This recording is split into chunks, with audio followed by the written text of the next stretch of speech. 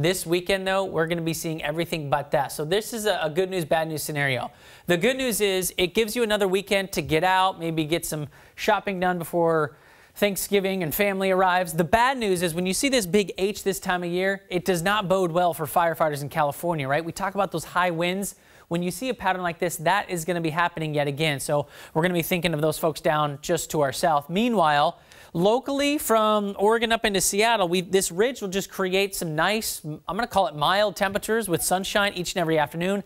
Then we will be playing the waiting game, waiting for that storm to move through. And I think that one's going to be much more on the grand side. So I'll talk about that in a moment. In the meantime, we do have some patchy, dense fog developing up towards Arlington, just north of Everett. You're at a quarter-mile visibility. That fog's shifting a little bit. We had it in Port Angeles. Now it's in Arlington. So don't be surprised if we wake up to some of that locally in your neck of the woods. And then we talk about sunshine for everybody. Temperatures in the 50s this weekend. Saturday and Sunday looking good.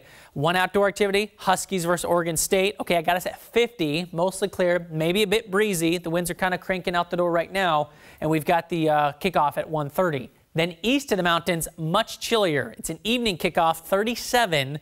So folks who are going to head out to the Cougs and support them, bundle up because it will be chilly. All right, air quality now. Nice. Green is good, all right?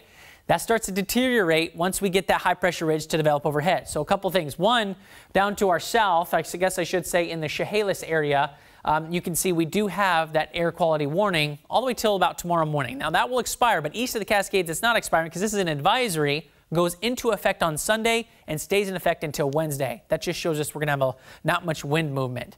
So we have to kind of wait until our next storm, and that one doesn't arrive until about Wednesday into Thursday. So Thanksgiving forecast, I have us between 49 and 50, all right? It's kind of borderline right now. It all depends on the timing of this storm. So here's a look at Tuesday, all right? We're still sunny and nice. Throughout the day, though, we'll eventually see clouds increase. I guess technically Tuesday night is when we'll see clouds increase. Wednesday night, we see a few showers hit the coast, and that moves inland.